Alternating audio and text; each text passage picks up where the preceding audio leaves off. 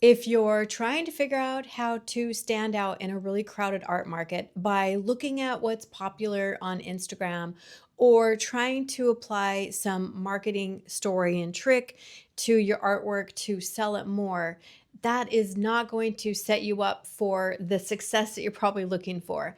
And I know this because before I spent the last 20 years selling my own artwork for as low as a $3 card all the way to an $8,000 original painting, I can tell you that there are common threads between that and also being the global color director at Nike for years. And what I learned across both worlds is that making art that sells isn't about a fancy marketing trick at all. And it's not about following the trends for that matter either. It's actually just about figuring out what makes you unique and what's naturally you from your point of view when you're not trying to copy someone else. And today I want to show you why trying to fit in a safe category is actually keeping you invisible. And in fact, it could be a real challenge. And I want to answer a few questions that I've gotten on the channel so far.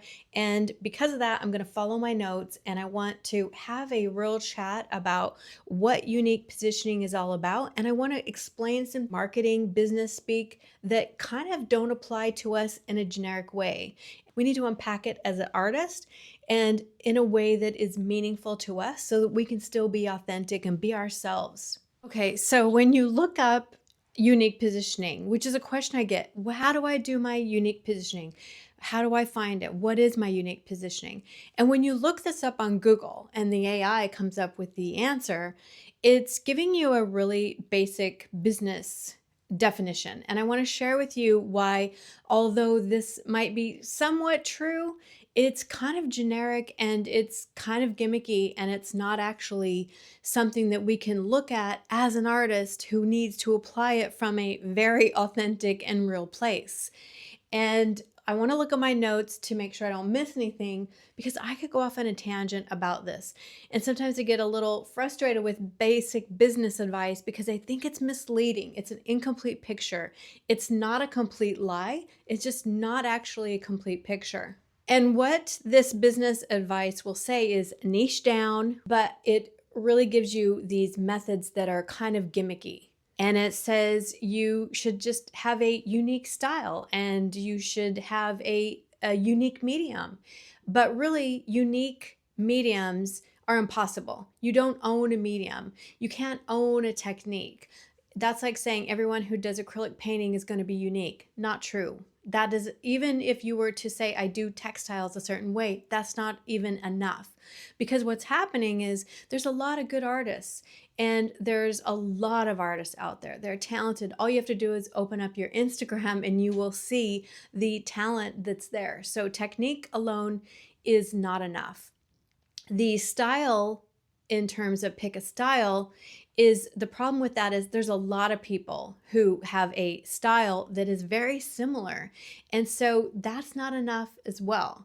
That is what I call a pick a style category, which means a collector won't necessarily be loyal to a pick a style. They're just picking who's the cheapest that sells this kind of style, and that's their answer to that. So we have to be careful with pick a style as the option because it's just not something we can rely on as a definition of unique positioning. But unique positioning is actually easier when we understand where it's coming from as an artist. And AI has no ability to give you this because it's actually missing this exact ingredient. So if everyone is technically creating perfect paintings and everyone's technically creating the same color palettes or even learning from the same course, technically they're all kind of generic then. So we all become a little bit generic if we rely on technique alone. And therefore it also kind of becomes a generic style. But what is really amazing for unique positioning is when we have this unfiltered human connection, when we have this unique point of view that we are bringing to all of the art that we make. And it doesn't mean that you have to stick to one medium, which is really exciting. It means that your voice has to be so crystal clear that you can then apply it to all sorts of different ways that you approach your art. And there's not like one tidy box that you have to fit into. You're not competing on your brushstrokes. I just don't believe we are. You're actually competing on, is your voice clear enough? Do you have a unique point of view? And if it's strong enough that people get really attached to it, that brings much more loyal collectors and a really unique point of view, which also gives you unique positioning. So it's not enough to do all these other things. You really have to come at it from the lens of your unique point of view. So true standing out is really an inside job. It's really doing an inside out, not looking from the outside and saying, "Okay, let me niche down." It's not an outside job. It's an inside out process. And the more we can birth it rather than invent it, it's going to be a lot more original. It's going to be a lot more authentic. It's going to be a lot more real. And it's not something that you have to invent to trick anyone. You don't need a tricky marketing story. Not true at all. It's about really just being who you naturally are and unfolding that in a way that people can really see who you are. And it's what they see when you're not copying anyone else. It's when you're being your true self. This shows up through the various ways that you express your humanness, which is why AI does not get this part right, because you have to express your humanness for your unique point of view to come alive. And then that manifests through color, brushstrokes, the types of choices of materials that you use, and all those things that you relate to. So those get very specific, and then that as a whole is what creates your unique point of view. And then that is what gives you that unique edge, which creates unique positioning. So I hope this has answered the question, what is my unique positioning, or how do I find my unique positioning? And so here's another way to look at this lens. It's like picking clothes that you wear. Someone can pick them out for you and say, hey, these are going to be great. They're in style. Put these on and you're going to feel amazing. But if you don't feel connected to them authentically and you don't like the colors, you don't like how it comes on, like how it fits you, it's just not going to feel like the real you. And so your unique advantage is really truly when something feels natural and you're not trying it on and attaching it to you. Also, I know that it feels like, okay, who's going to want to buy my unique angle? Maybe I don't even have one. Do I even have one? 100% you do. And you have no idea how important it is. It's so much more important than you think.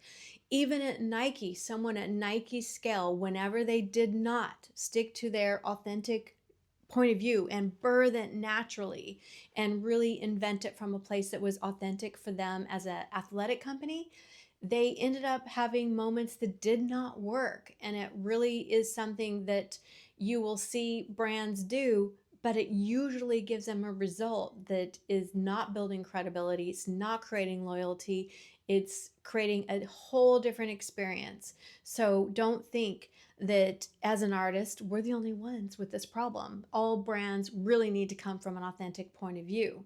But because you're a human, you get to express it in so many ways that businesses can express. And I think this, again, is such a huge advantage because you can be subtle, you can have nuances, and you can go places that a big brand just can't do, or basic art sold at Kmart does not have the capabilities or even have those nuances available to them.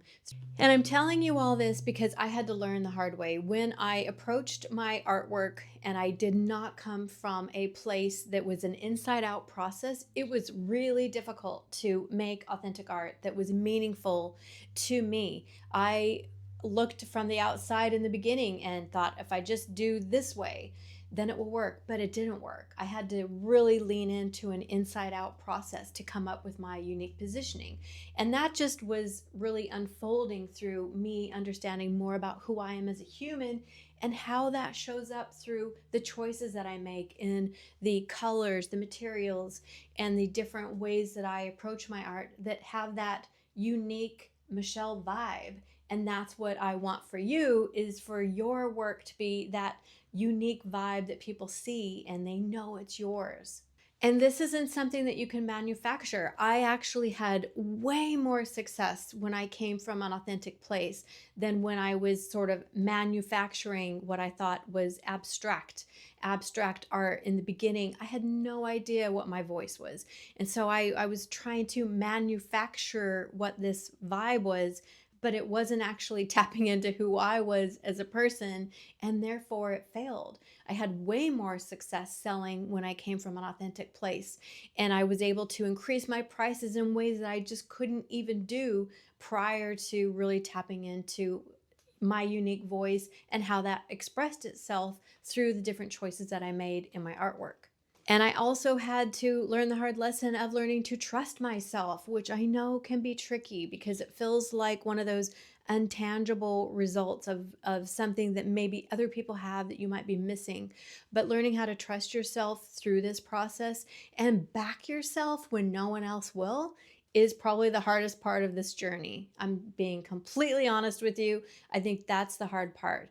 But to me, what other choice do we have?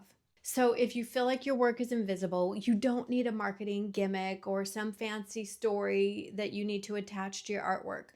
The real answer is through unearthing what you naturally are as a human and learn how to express that in the artwork that you make. And that creates this uncopyable package that's already in your studio right now because it's you. People can copy techniques, they can copy style, but you, when you unveil all parts of it, that's uncopyable. That is a unique point of view that can't be copied. And if you really let people see the side of you, you will create a true advantage. And the only thing you have to do through this process is learn how to see it. So I want to leave you with this. Everything that you want is doable, but there is actual work to unfold who you are as an artist and to really put yourself out there.